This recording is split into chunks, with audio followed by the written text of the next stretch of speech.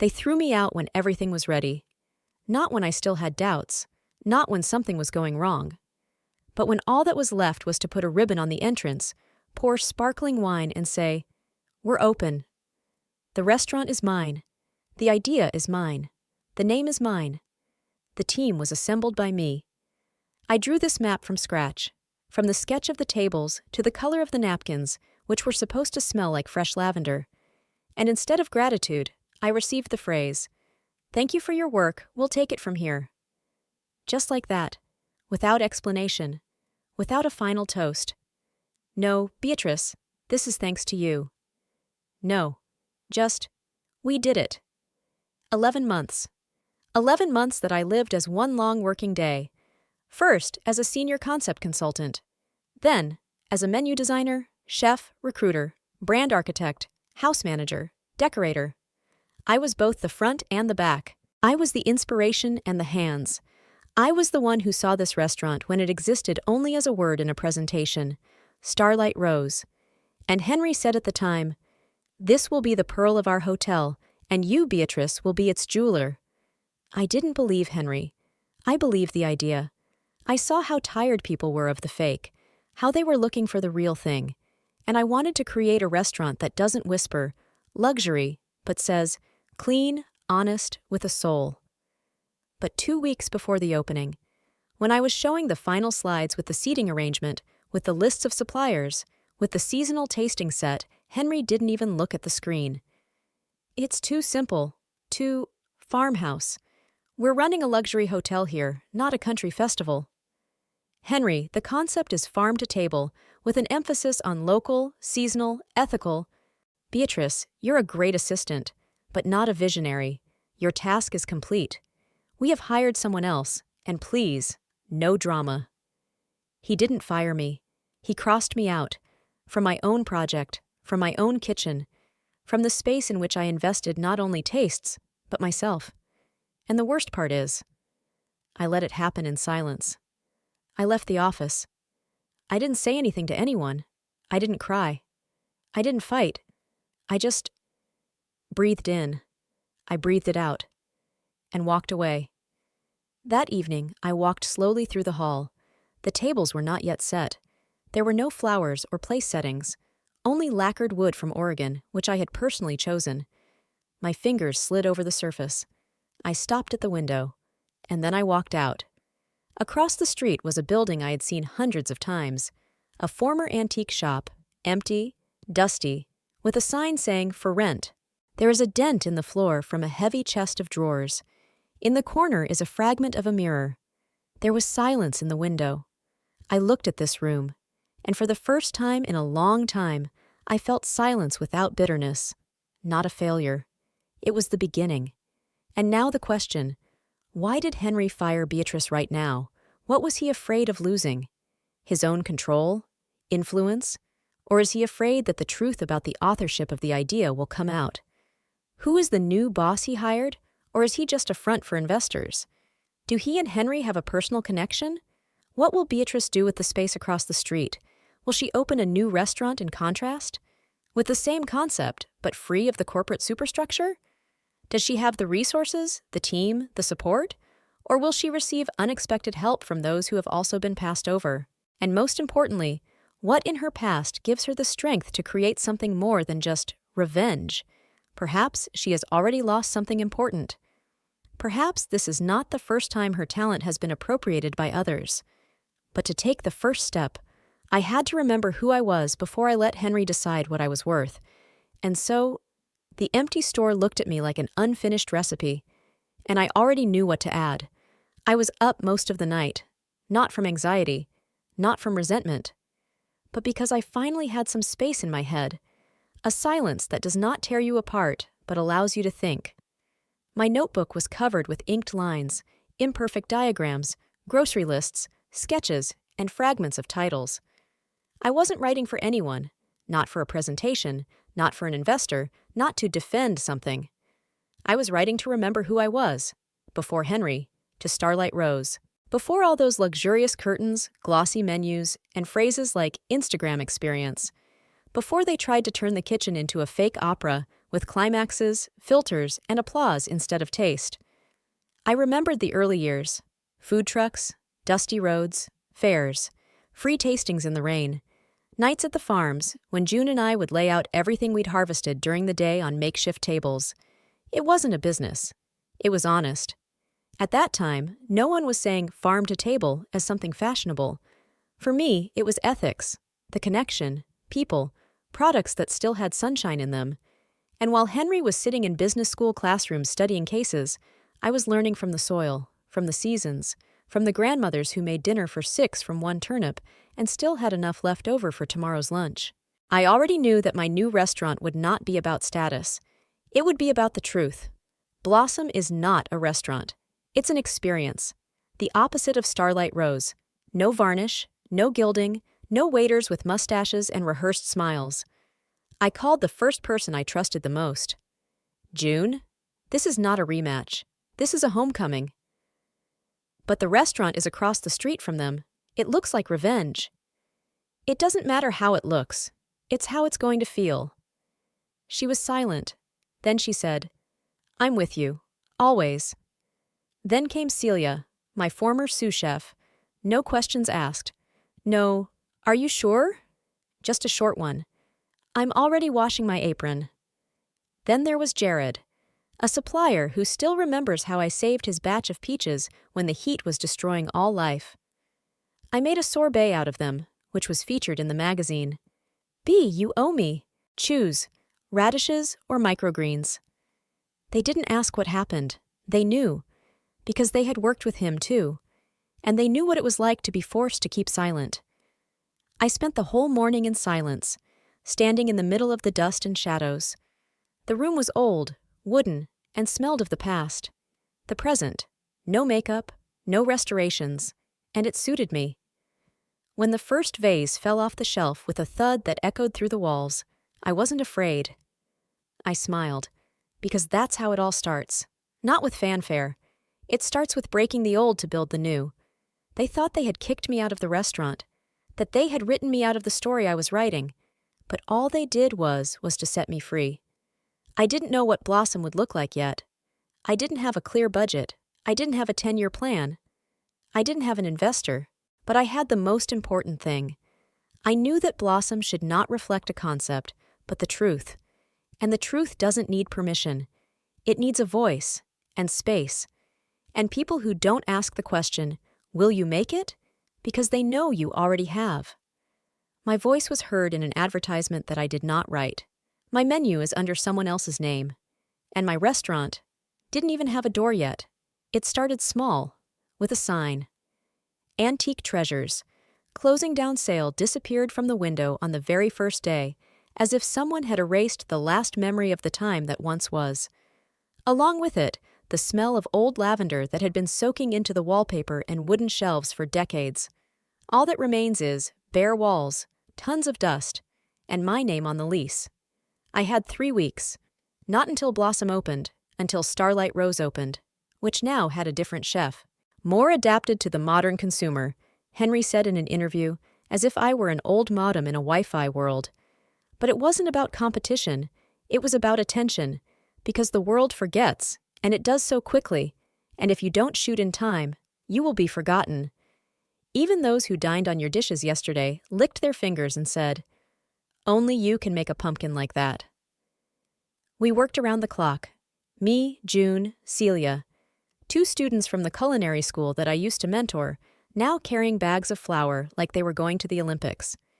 And an old carpenter, Gus, who once made a bar for my first coffee shop. He said, if a tree creaks, it's alive. We had no budget, but we had hands, heads, and heart, a whole sea of heart. We took the walls down to the bricks. We opened the beams because they were beautiful, real, with the scars of time. There were no chandeliers. We made lamps out of old cans wrapped in copper. There were no tablecloths. Instead, boards made of local maple, warm as bread. And the menu? It was not written in fonts. It was baked in your hands, lived in your stomach, and told without pathos, without foie gras, with fresh mint, beets, crispy bread, and a little bit of memories as an appetizer. Jared brought the first boxes of vegetables. I stood in the middle of the hall, holding a head of kohlrabi in my hands like a sacred object, as if it was the answer to everything. "Are you sure you're not crazy?" asked Celia. "The world will tell," I answered. And inside? Inside, I asked myself the same thing, every night, in a whisper, and unanswered. And then there she was, Helen, the former sommelier from Starlight Rose. She stands in front of the window, for a long time. Then she enters, not with pride, with silence, with doubt. "I'm going," she says. "It's sterile in there, and I want the wine to breathe, too." I nodded silently. We didn't talk about Henry. We didn't need to. We were building something without him. And then there was the newspaper. Celia brought it in that evening. Henry was on the cover, a new suit, a glass in his hand, a smile on the cover of a magazine that smells like a printing house and narcissism. Starlight Rose, a taste revolution from the visionary Henry Spencer. Under the title is my concept, my phrases. He twisted them a bit. He presented them differently. But here they are. Food is not a service. It's a story. My story. Stolen. Recast. Made by a man who knows how to smile for the camera, but doesn't know what fresh basil, just cut from the pot, smells like. I was silent when they threw me out. I was silent when my name was erased from the menu. But now he speaks my words. And I won't be silent anymore. While he's giving the interview, I'm kneading bread. I am cooking broth that smells like childhood. I sharpen knives not for war, but for cooking. My answer will not be a press release. It will be a dish, the atmosphere, the people who will show up when the doors of Blossom finally open. And then, no one will say that I am better adapted to the consumer. They will say, "We've come home." I thought that the greatest pain was betrayal, when you are wiped out of the story you wrote, when your voice is heard, but in someone else's mouth, when the dishes that you invented in the heat of the moment are served under other names. But this is not the worst thing. The most painful thing is when those who are close to you, those who kneaded the dough with you, painted the walls, laughed against the backdrop of fatigue, begin to doubt you, in you, out loud. On the 5th day, journalists came to Blossom. Not for us, for them. They were not interested in a local initiative. Not a new restaurant with a soul. They needed a shot of Starlight Rose from an interesting perspective across the street. Blossom, background, the decoration, the trash can in the wedding shot. I was standing by the door, wiping my hands on my apron, when I heard June's shoulders twitch. She stood watching as one cameraman leaned against our storefront to film the facade across the street. They're standing on our doorstep, and all they see is the sign in front. I wanted to say, "It's only temporary." But my voice disappeared somewhere, because I did not believe in it. Then the changes began, quiet as cracks in the ice. Celia, my right hand, stopped coming first. And one day Helen, while cleaning the wine rack, said quietly, "Maybe we should invite the press ourselves. Just let them know we exist too?" I nodded, but inside, everything tightened, because I knew what that meant, to come out of the shadows, to go all in, without a helmet, without a plan B. That night I was alone. I sat on the floor with a box of old papers, menus, drawings, old photos, sauce stains, pens that didn't write, everything from my first cafe in the north. And among all this, there was one letter, on yellowish paper as old as time, a letter from my father. The truth does not always need a microphone, but when the lie is on a billboard, silence becomes an accomplice. That was the moment, when I stopped waiting, when I decided not to be silent anymore. I wrote a post on Facebook, not out of emotion, not out of pain, out of facts, screenshots of concepts, dates of development, a photo from the set where I was preparing Henry's specialty dish when he still called it too rustic, and the silence after publication. I pressed publish and turned off my phone. It wasn't hype, it was self-defense. Because I couldn't stand to see Blossom looking like a copy of something that was actually copying it. The next morning, I hadn't even tied my hair up yet when Jared knocked on the door. "Have you seen the news?" "No." "You will. You're being quoted, not as the boss, as the founder of something new. I didn't even have time to smile, because at the same moment Celia walked in, without an apron, without a smile. She looked me straight in the eye, and for the first time since we started, she said a phrase that hit me in the chest. You got us into this. Now we are a target. She didn't scream. She didn't cry. But her words resonated longer than any cover with my photo on it. My team saved me from being alone. But I didn't know yet if I could save them. From this war. Because this is not cooking anymore. This is history. It is politics. Confrontation. And while the news was just starting to discuss the topic, stolen ideas and toxic businesses, Henry made a move I never saw coming, and one that could have destroyed everything before Blossom could even open its doors. I didn't expect flowers, but neither did I expect a subpoena.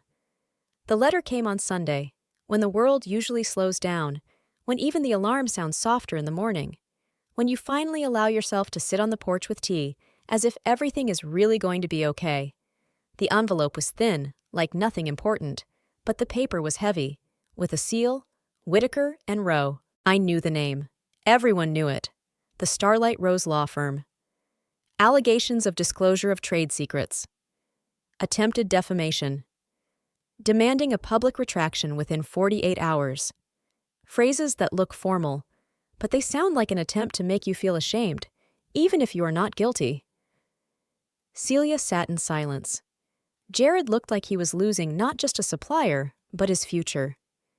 June looked him straight in the eye and asked, "Are we going to answer?" I didn't answer right away. I was sitting at the same table that we had just started varnishing. The facade of Blossom hadn't even been painted yet, but something deeper than paint and cement was already pulsating inside me. It wasn't the concept I remembered, not the recipes, not the camera. I remembered the look in my father's eyes, the first time I won a debate at school. It's not always the one who shouts who wins. It's the one who speaks last. I went to see a lawyer, not to file a counterclaim, but to understand how far they were willing to go. And you know what? Henry didn't file anything. There's no trial, no case. It was a bluff, a manipulation, a smokescreen, to make us scared, to numb us to the discovery. Because he felt threatened. He felt us. And he started to panic before we could speak up. We are. That evening, I opened an internal team chat, without a lot of emotions, just the truth. Blossom is not my business. This is our space. Those who want to leave will leave with gratitude. Those who stay should know that tomorrow will be noisy, but not because of scandals, but because we are opening. It was not a decision. It was a declaration of freedom. We did not expect a pompous launch. We did not print balloons. We didn't order plates with logos.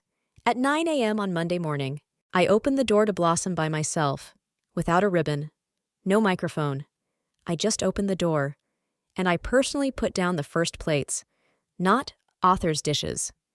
Bowls of seasonal vegetable soup, bread made from local flour, and glasses with the words, "For your health, not for show."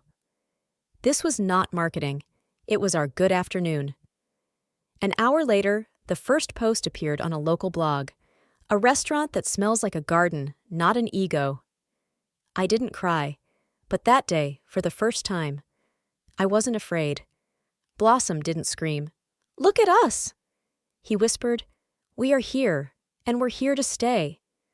And just as we were making a new batch of basil pasta, and the kitchen smelled like the future, Blossom was approached by a figure I hadn't seen in over a year.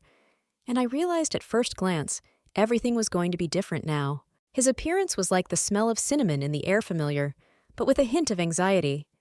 I saw him through the glass, a thin silhouette, hair shorter than before, hands in his pockets. He looked like he was just passing by. But he didn't move. He stood there. He was watching. It was Owen, the former chef of our project, the man with whom I created the menu for Starlight Rose from day one. The man who worked 14-hour shifts in the test kitchen side by side with me. And the same person who disappeared without a word the same week Henry started the restructuring. Without a call, no letter.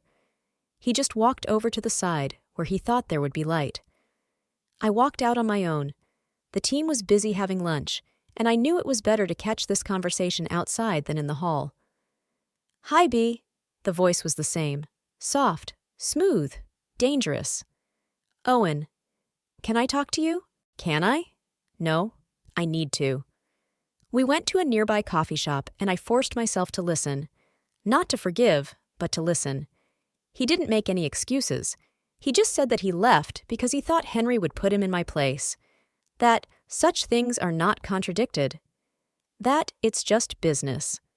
And then he added, "But I was wrong. He chose someone from Los Angeles, someone who doesn't understand our cuisine, and now he's drowning. And you?" I asked. "I want to go back." Silence. So deep that even the music in the coffee shop seemed to stop. I didn't know what was worse, his betrayal then, or his sincerity now. "I can't return your trust," he said, "but I can earn it." I looked into his eyes. He wasn't playing. He was asking. Not sympathy, but a chance. So I gave him one shift. One night as a guest in the kitchen. It was crowded that night. New faces, the old team. And Owen was silently cooking, precisely, rhythmically, as before. But now, differently, without arrogance, without the game. Celia watched in silence. At the end of the evening, she came to me. "If he stays," she said, "it should be your decision, not ours, not a collective one. It's yours, and you will be responsible for it." I nodded, because I knew it would happen. I gave him a second chance, but I did not give him the right to disappoint me again. And the next morning, I saw the news that turned the game around. For the first time, the name Blossom appeared not on a blog or social media, but on the front page of the gastronomy section of the city newspaper. I didn't know what to expect when I invited him for coffee. Everything in me was screaming, "Don't do it!" But something quiet, deep, like a cook's intuition before a burnt dish, whispered, "Listen, don't forget who you were before everything went bad." "I came out because I was afraid I wouldn't be able to choose between you two," he said simply, turning the cup in his hands. Chef de cuisine. No rivals, no fighting. I fell for it, Bea. And I paid for it with loneliness in a restaurant without a soul. We were sitting in the empty Blossom room early in the morning. It smelled like lemon peel and firewood. He looked at the walls as if he were seeing them for the first time. "I didn't come back," he added. "I came for the first time, to the real thing.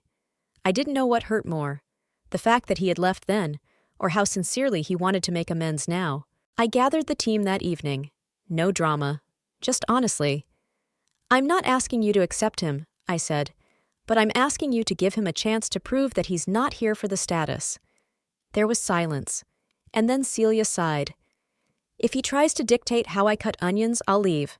But if he washes the stove after his shift, like everyone else, we can live with it." And he did, and he cut.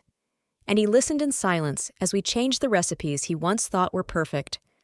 Blossom was not a kitchen of stars. It was a kitchen of forgiveness, a kitchen of trust. And, as it turned out, that was what made it different. The third week after we opened, we saw him, the first restaurant critic from Seattle Table. He didn't introduce himself. He just sat there alone. He ordered 3 different dishes. He ate them all in silence. The next day, while we were still sweeping the entrance, someone shouted from across the street, "Have you read it? You're in Table. You're on the front page." My hands trembled, and for the first time in all that time, I allowed myself to smile. But as soon as there is light, there is also a shadow. And the next morning, there was an envelope waiting for us at the door. It was unsigned, with a copy of a legal claim. The envelope was lying on the doormat, silent and almost innocent. But when I tore it open, Henry's voice was inside, cold, strategic, and legally validated. A lawsuit for use of intellectual property created during my time at Starlight Group. Signed by the law firm with which I once agreed on the supply of the first forks to the hotel room. "Is this a game?" Celia muttered, holding the paper in her hands as if it might burn. I didn't answer. I stared at the letters as if they might disappear. My head was throbbing. "You didn't plan to go to court. You just wanted to work, to cook, to give people what you don't know how not to give." But the world doesn't always play fair with those who are silent. The next few days were a test of strength. Instead of discussing the menu, we consulted with lawyers. Instead of focusing on customers, we focused on the wording in 3-year-old contracts. Owen came over in the evening when I was washing the sink, just to keep my mind off things. "I know you don't want this, and I know who wrote those recipes. It's not his intellectual property, Bea. It's yours. I'll testify if you need me to." His voice was calm. So was mine. "I don't want revenge, Owen, but I will no longer allow my work to be called someone else's." The next day, we posted a statement on social media. It was short. No insults. No drama. Blossom is not a concept. It is an experience, created by those who work honestly, and it will be protected by law. This post went viral not because of aggression. It was because of dignity. Because of the tone that sounded like the truth should sound. And then something unexpected happened. Messages began to arrive from other people whom Henry forgot to mention in his projects. The lobby architect, a bartender from the first launch, a florist from New York, and each of them wrote the same thing. We thought it was just us. And 2 days later, we found out. Henry decided to go all in. He invited a TV channel for an exclusive interview, right from Starlight Rose. I always thought that battles took place in courtrooms or at rallies, that when you are attacked, you have to scream, you have to defend yourself, you have to fight back. But no. The real battle begins quietly, with one envelope, from one phrase in an interview, from the eyes of your team, who are looking for confidence in you, not answers. On the 6th morning after the review was published in Metro Gourmet, I came to the restaurant early. Journalists were already standing in the doorway. They were holding microphones, lenses, and recorders. "Are you Beatrice Lewis?" I nodded. "We want to record a short comment. Henry Davis has just said on the air that Blossom is a free variation on his original concept. Do you agree?" I smiled.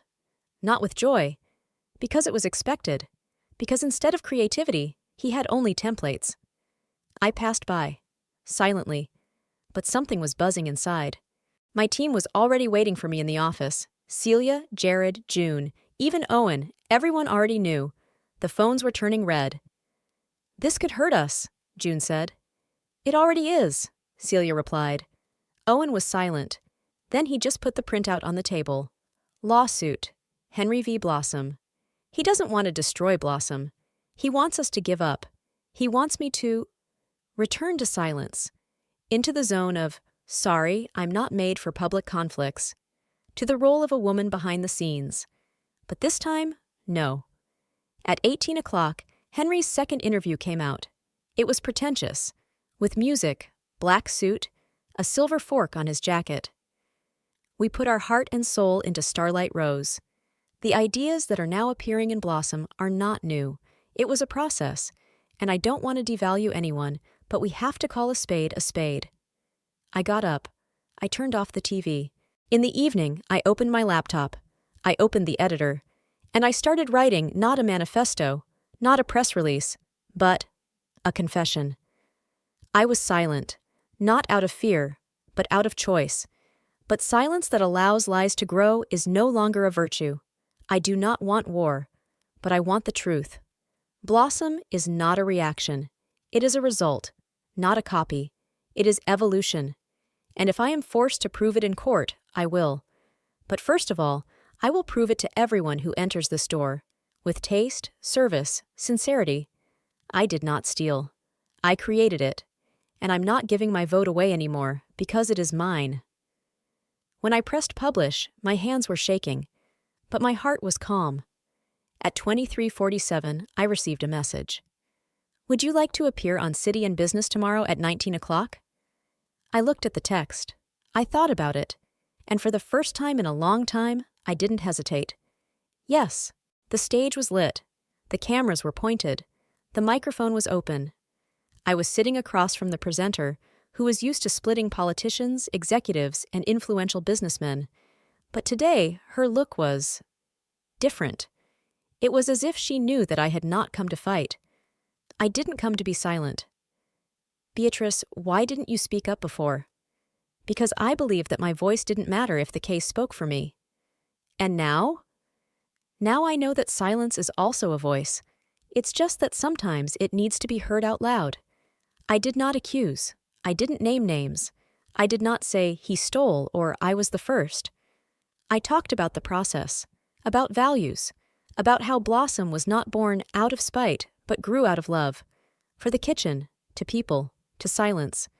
In the kitchen, Beatrice hadn't changed. She still served the dishes not loudly, but precisely. But on the air, she spoke like a woman who had finally realized that her experience was not an exception, but a symptom. That hundreds of such stories are silent because they don't want drama. And the audience felt it. The next morning, there was no free table in the restaurant. Not because of the hype. It was because of trust. People came not only to eat. They came to feel the atmosphere created not by fear, not by schemes, but by meaning. They left letters at the reception. Thank you for saying it out loud. I went through the same thing. Now I know I can do it too. Even critics who had previously praised Starlight Rose changed their tune. One of them wrote, "Blossom is not a restaurant. It's a manifesto presented in 3 courses and 4 human perspectives." And then, a letter came from Henry's lawyers.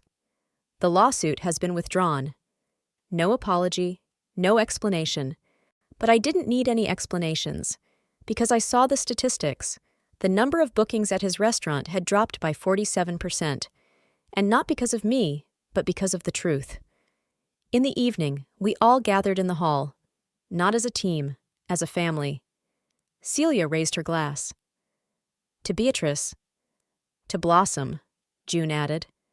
Owen smiled. And to everyone who thought they had to hit to survive.